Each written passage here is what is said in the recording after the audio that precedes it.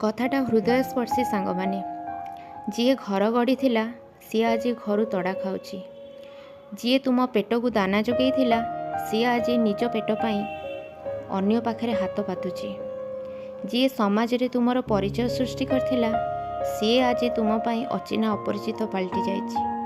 जी तुमर सुख शांति कामना करी भगवान को पाखरे अहरह प्रार्थना करुथिला तुमे निरोग रुह, सुस्थ रुह, सबल रुह, भविष्य तुमर उन्नति हेउ। आज सी केते जल्दी मरिबो सेथिपाई भगवान को पाखरे प्रार्थना होउछि।